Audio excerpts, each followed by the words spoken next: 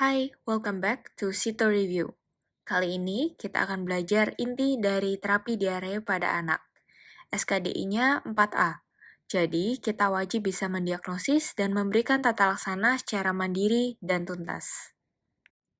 Setelah menonton video ini, kita akan memahami overview diare pada anak dan tata laksana umum pada diare anak, terapi A sampai C, plus edukasi yang penting diberikan pada kasus diare anak. Terminologi diare bisa kita gunakan bila didapatkan BAB cair lebih dari 3 kali dalam 24 jam.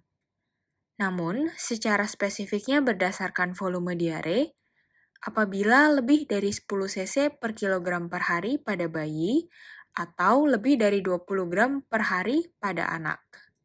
Diare dikatakan akut bila durasinya kurang dari sama dengan 14 hari, dan kronis atau persisten bila lebih dari 14 hari. Kronis bila etiologinya non-infeksius, dan persisten bila etiologinya infeksius.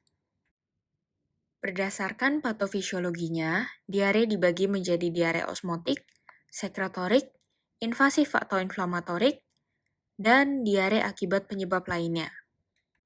Mempertimbangkan kondisi mukosa usus, penyerapan intralumen, dan aktivitas sekresi, diare osmotik terdapat masalah penyerapan dengan mukosa dinding usus yang intak. Apabila aktivitas sekresi berlebih dengan mukosa dinding usus yang masih intak, kita golongkan dalam diare sekretorik. Diare invasif atau inflamatorik apabila mukosa dinding usus terganggu atau rusak. Dan diare akibat hal lainnya seperti kondisi dismotilitas pada hipertiroid atau diare diabetikus. Etiologi infeksius dari diare sangat beragam, namun masing-masing punya karakteristik klinisnya. Etiologi rotavirus paling sering terjadi pada anak. Diare yang disertai darah kita sebut sebagai disentri. Disentri oleh etiologi Shigella atau Shigellosis memiliki karakteristik diare seperti red currant jelly. Disentri oleh etiologi amuba atau amebiasis, karakteristiknya diare berdarah dan lendir yang berbau busuk. Sedangkan diare dengan etiologi kolera memiliki karakteristik massive watery diarrhea, khas gambaran air cucian beras. Diare dengan etiologi tifoid disertai dengan demam yang naik bertahap selama 1-2 minggu dan gambaran klinis coated tongue. Oke, yang ini wajib disimak ya. Dalam menghadapi pasien dengan diare, kita wajib bisa membedakan derajat dehidrasinya. Mudahnya, kita nilai 4 hal berurutan dari atas ke bawah. Yang pertama, keadaan umum. Kita nilai apakah baik, gelisah, atau lesu bahkan tidak sadar. Yang kedua, mata pasien.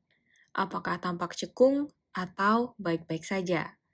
Yang ketiga, kita nilai keinginan pasien untuk minum. Apakah biasa saja, ingin minum terus, atau sudah malas minum? Yang keempat, kita nilai turgor kulit. Biasanya kita nilai dengan mencubit kulit pada abdomen pasien. Apakah kembali dengan segera, lambat, atau sangat lambat? Memang butuh mata yang terbiasa untuk menilai hal ini ya. Pada pasien yang mengalami diare tanpa dehidrasi, akan didapati keadaan umumnya baik. Mata tidak cekung dan tidak ada rasa haus. Turgor kulitnya pun kembali dengan segera.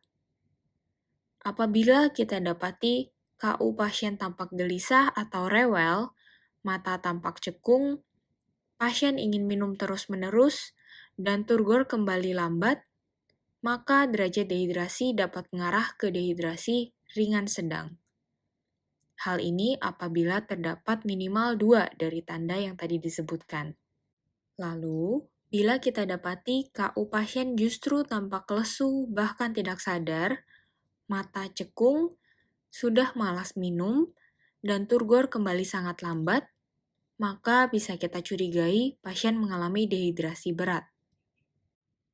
Nah, sudah bisa mengenali dehidrasi akibat diare, Sekarang saatnya kita kenali tata laksana umum pada diare. Hal ini kita kenal dengan 5 pilar tata laksana diare. Oralit, zinc 10 hari, teruskan ASI makan, antibiotik selektif, dan nasihat atau edukasi.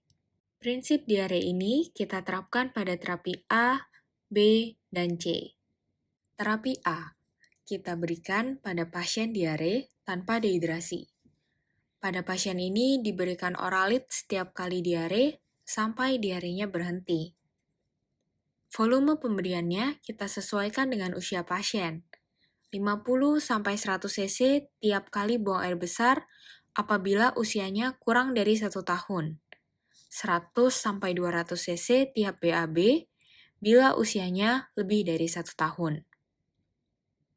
Atau bisa juga kita gunakan perhitungan dengan berat badan, yaitu 5 cc per kilogram setiap muntah atau 10 cc per kilogram setiap diare. Penting untuk kita tambahkan juga edukasi cara pembuatan oralit di rumah. Hal ini bertujuan supaya pasien tetap memperoleh pertolongan pertama diare sebelum dapat berobat. Selain itu, zinc diberikan selama 10 hari berturut-turut guna mendukung reepitelisasi usus. Dosis pemberian akan kita bahas nanti. Terapi B, kita berikan pada pasien dengan dehidrasi ringan sedang. Pada pasien ini, kita berikan oralit dengan lebih agresif, yaitu sebanyak 75 ml per kilogram berat badan anak, yang harus dihabiskan dalam waktu 3 jam pertama di fasilitas kesehatan. Pada tabel ini, volume cairan oralit juga dapat kita hitung berdasarkan usia ya. Selain oralit, ASI wajib terus diberikan. Bila anak tidak mendapat ASI, bisa kita tambahkan 100-200 ml air selama terapi diberikan. Pada anak lebih dari 6 bulan, ditunda pemberian makanan selain ASI dan oralit selama 3 jam.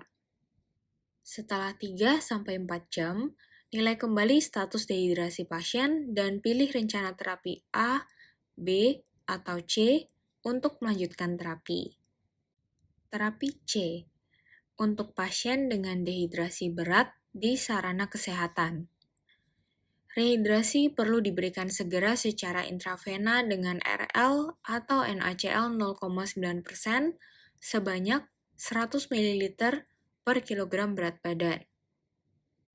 Pemberian cairan ini dibagi 30 ml per kilogram berat badan, dilanjutkan 70 ml per kilogram berat badan, dengan kecepatan pemberian sesuai tabel berikut tergantung usia pasien. Nilai kembali setiap 15-30 menit, berikan ulang dengan lebih cepat apabila nadi belum teraba. Apabila cairan intravena belum bisa diberikan, sambil menuju ke sarana kesehatan yang memadai, dapat diberikan dehidrasi dengan oralit melalui pipa nasogastrik atau orogastrik dengan volume 20 ml per kilogram berat badan per jam selama 6 jam, atau bisa juga kita berikan secara peroral.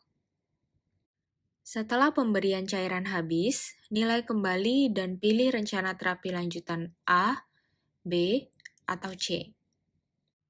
Pemberian tablet zinc wajib diberikan pada pasien dengan diare apapun derajatnya. Pemberian berdasarkan usia, yakni setengah tablet atau 10 mg per hari pada usia kurang dari 6 bulan dan 1 tablet atau 20 mg per hari untuk usia lebih dari sama dengan 6 bulan. Antibiotik pada diare hanya diberikan sesuai indikasi, yaitu pada diare yang mengarah pada etiologi infeksi bakteri, biasanya pada disentri atau kolera. Pilihan antibiotiknya berdasarkan etiologi dapat kita lihat pada list berikut. Last but not least, edukasi orang tua pasien mengenai tanda bahaya dan nutrisi. Pastikan orang tua paham bahwa ASI tetap diberikan selain terapi dehidrasi apabila pasien masih bisa minum. Infokan pula tanda bahaya diare yang mewajibkan pasien untuk segera dibawa ke sarana kesehatan, yaitu demam, tinjanya berdarah, makan minumnya sedikit, muntah hebat, pasien sangat haus, diare makin sering, atau tidak membaik dalam waktu 3 hari. Untuk mencegah diare, edukasi pasien untuk menjaga kebersihan dan cuci tangan sebelum makan. Biasakan buang air besar di jamban, imunisasi anak sesuai jadwal, memberikan makanan penyapihan yang baik dan benar, sediakan air minum yang bersih, serta selalu memasak makanan yang disiapkan. Oke, so in review, diare adalah BAB cair lebih dari 3 kali selama 24 jam. Tata laksana diare prinsipnya mengikuti 5 pilar diare berdasarkan derajat dehidrasinya. Edukasi dan nutrisi memiliki peranan penting dalam tata laksana diare. Terima kasih. Semoga ilmu hari ini bisa berguna untuk kamu dan pasienmu. Jangan lupa subscribe, like, dan cek video kita yang lainnya.